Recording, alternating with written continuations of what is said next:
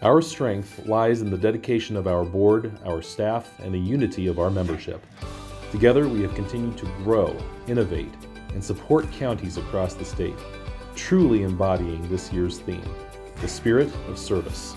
We began the year with the 108th Legislature second session, which convened on January 3, 2024. As expected, taxes dominated the conversation. In advance of the session, Governor Jim Pillen convened his Valuation Reform Working Group, a diverse coalition that included NACO, Chambers of Commerce, the Farm Bureau, and other key stakeholders.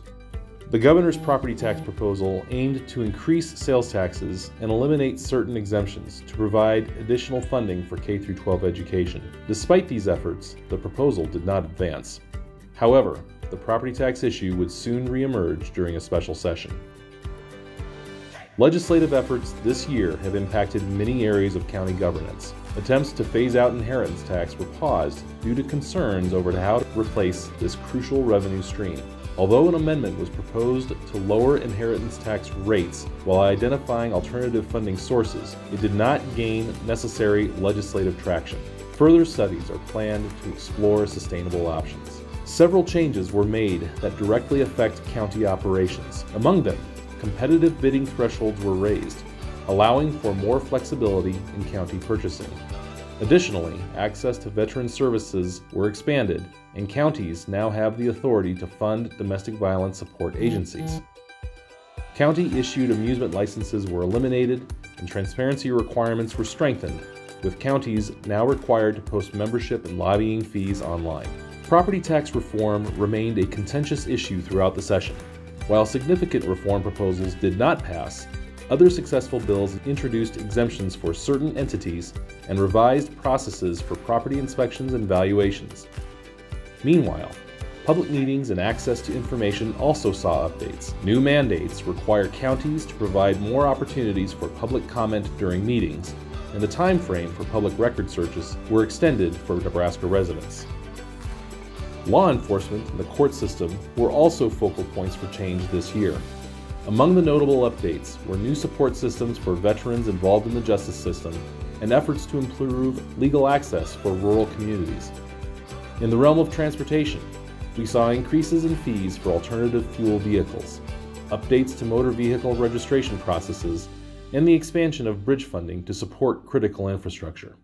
Broadband access was a priority, with new legislation encouraging fiber leasing to underserved areas. Election laws also saw updates, including adjustments to procedures and the restoration of voting rights for individuals who have completed felony sentences. Service for veterans were expanded, with a new program to support veterans in the criminal justice system. When progress on property tax reform stalled during the regular session, Governor Pillen called a special session that began on July 26. In all, 81 bills and 24 constitutional amendments were introduced, with NACO actively involved in testifying on 21 bills and 20 amendments. Ultimately, only one significant bill, LB 34, emerged from the session. This legislation imposes a cap on property tax requests for cities and counties, with exceptions for public safety, voter-approved bonds, growth, and initiatives directly approved by the electorate. NACO is now focused on ensuring that any necessary technical corrections to LB 34 are handled in a way that meets the needs of our counties. Beyond the legislative sessions, NACO undertook several major initiatives this year. In February, we collaborated with the League of Nebraska Municipalities to conduct a statewide poll. The results highlighted a clear message from voters. Over 60% oppose hard caps on property taxes, favoring flexibility in local spending instead. This feedback has shaped our advocacy and our ongoing pursuit of solutions that align with community needs. In our ongoing efforts to support counties, NACO has conducted a thorough review of outdated statutes, unfunded mandates, and potential new revenue sources. This work provided a foundation for discussions on the future of inheritance taxes, involving key senators, policy organizations, and county leaders. We also strengthened our federal advocacy by joining the Western Interstate Region as an associate member, with representation now led by Commissioner Josh Skavdal of Sioux County.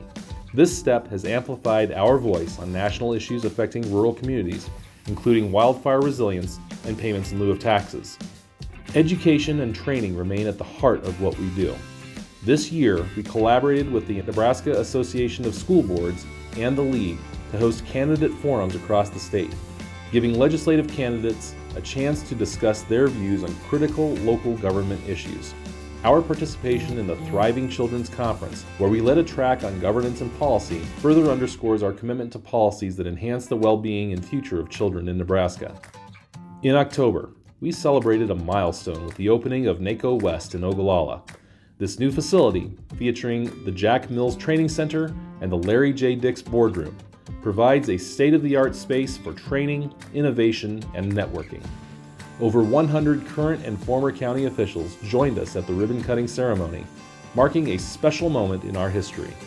NACO West will be an essential resource for our western counties, backed by a local team that now includes new specialists in benefits and marketing. Our commitment to data-driven decision-making led to the creation of the NACO Explorer and a new county fact sheet, tools that will assist county officials in grant writing, community discussions, and policy development. Additionally, with $405 million set to be distributed through the federal BEAD program, NACO developed a broadband toolkit.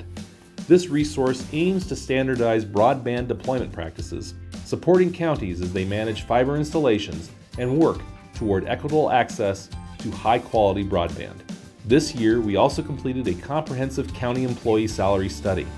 Supported by our GIS team, the study allows for a detailed comparison of salaries for over 40 job positions across Nebraska's counties and the private sector, providing crucial insights for county officials as they make informed decisions necessary to recruit and retain high-quality employees.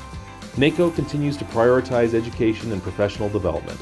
Our scholarship program, established in 1999, remains a cornerstone of our commitment to Nebraska's youth. This year, 12 high school seniors received $1,000 scholarships to pursue post-secondary education within the state. We also expanded our mentorship programs, which now connect over 80 county officials through a combination of virtual meetings and in-person sessions. In the realm of benefits, the NACO Health Insurance Pool, in place since 1980, continues to offer affordable, comprehensive coverage. This year, our benefits portfolio grew to include increased support for COBRA and Medicare, student loan forgiveness programs, and other incentives to attract and retain top talent in our counties. Our technology division, MIPS, has played a vital role in supporting county operations. This year, MIPS expanded its team to enhance support for county offices, launched a full-service option for change evaluation letters, and piloted new software programs to streamline processes. These efforts are part of our ongoing commitment to provide affordable technology solutions that make county operations more efficient. In closing, this year's accomplishments showcase the unwavering commitment of NACO and MIPS to the counties of Nebraska. We are incredibly grateful to our members, staff, and partners who exemplify the spirit of service every day. Together, we are building a stronger future for all Nebraska communities. Thank you for being part of this journey and for your ongoing dedication to our shared mission.